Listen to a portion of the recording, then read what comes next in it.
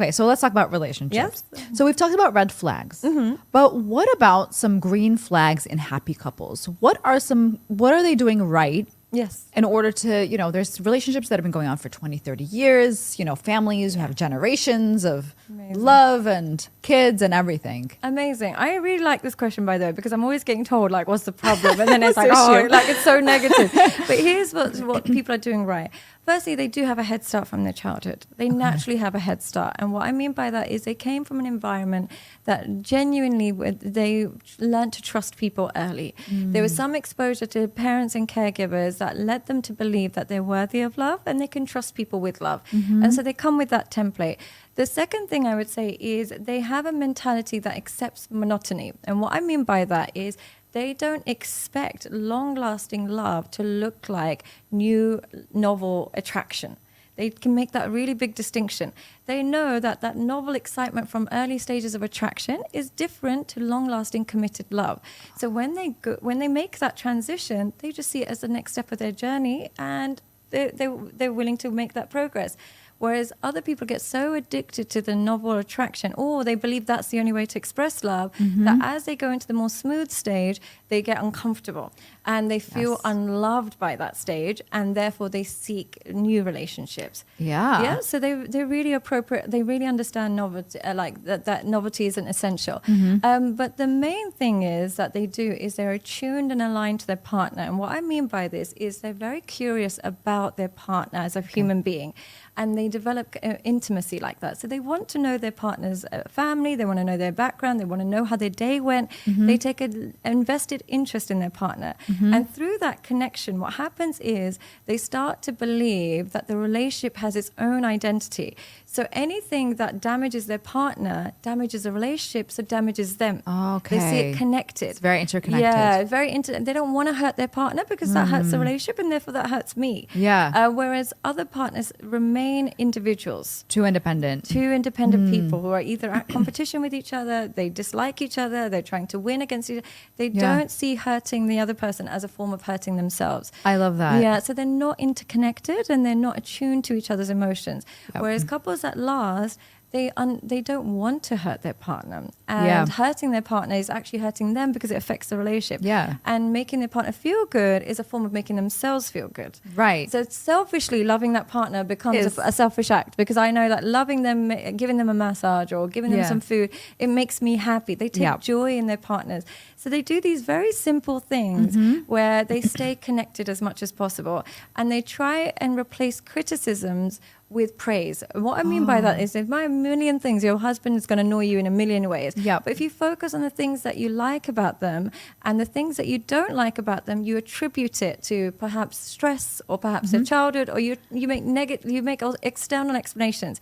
People that fall apart, they think every problem their partner has is permanent and it's overall. Oh, you're just selfish. Oh, you're just this. It's like a label. It's a label. Yeah. So they exaggerate the negative.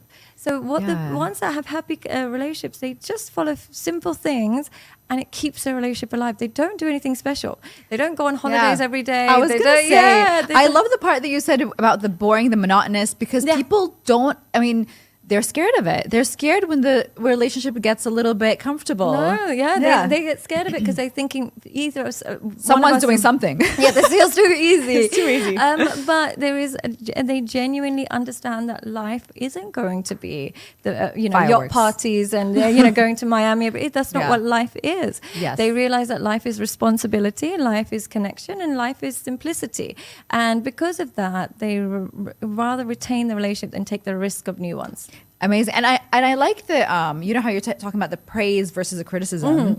I think also when you criticize, I feel like it's important to say, like, for example, you were being selfish in that moment. Not saying to someone, you are selfish. You don't make a generalized statement. And more so than anything, you turn your criticism into an instruction. If you say you're being like, let's say, for example, they don't clean up after themselves. Instead of saying you're so selfish and lazy, you can say, I would really appreciate if you just clean up after yourself. I've only got 2 hands. You turn every criticism, because there's an instruction. There's a need behind every criticism. Explain the criticism, and they have something to work with. They might ignore it. Yeah. But at least you've given them the instruction, and then you can measure whether or not they're trying to connect with you. Yeah. But if you don't give them the instruction and just give them terrible labels, they've got nothing to work with. Yeah. That's true. Well, at least you give them a solution. Give a And then you solution. measure it later. So another study said that around 41% of divorced Gen Xers and 29% of divorced boomers attributed their divorces to financial issues, financial disagreements. How does one avoid or prevent financial disagreements in relationships? Because that could really tip the balance, the power scale in a relationship. Find out what finances means to them. Yeah. Now, what I mean by this is you look at where some people have trauma related to finances. Some people grew up in a single parent home where they saw that they're getting evicted every time finances weren't due. So when finances are weaker, they see it as the end of the world, the end of the relationship. Other people grew up with parents that were okay with like whatever you want to spend. So they never saw it as a selfish act to overspend. They just saw that as a form of love and expression and generosity and so on and so forth. So find out what finances means to them and then find out how much are they valuing finances above other areas of the relationship. What I mean by this is if you're going to be with someone for 50 years, there's going to be times where finances are good, finances are bad, finances are stable, whatever it is. Now, is the finances the main glue of the relationship? And now, the finances might not be the issue. It might be the fact that because of finances, now we can't afford childcare, or now the kids are going into bad schools, or now I'm overburdened. So think about the consequences of the finances and see if you can, reel those in. But really figure out what is it about the finances is causing problems. Now, if you have a partner that is upset about finances because they can't enjoy extra luxuries, then the partner and you may not have been compatible to begin with. Okay. But if they're upset because the finances is now meaning that they're overwhelmed, they can't look after themselves, you can't have a sex life anymore because you're so drained with work, it's because the finances is spilling over into other areas of the relationship.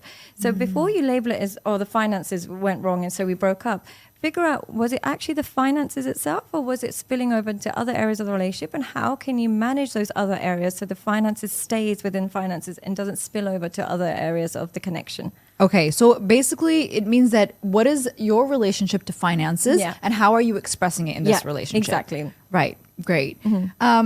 There's a saying that people say, which is like, for a female, it's like, my money is my money, and your money is our money. My money is my money. Honey.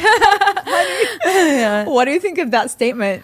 I see nothing. I'm Muslim, so we were raised to believe that. Yeah, so it's very much like, the woman's money is her money and his money is her. But here's what I think is a problem with that mentality. It totally makes sense, but at the same time, we have to then compensate through other areas. It's not a one-way street. It shouldn't be unilateral. That money is all mine and you do nothing. Now, the main problem I find in Dubai, the main problem I have amongst clients in Dubai is a man is providing very well financially. Dubai, praise be to God, is a place where if you want to make a lot of money, you can.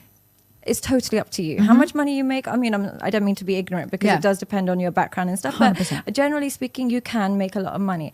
So the men create a lifestyle where women don't have to work. No worries. And she gets all the money. No worries. The problem becomes where he makes her life very easy in the form of nannies, daycare, drivers, someone to cook.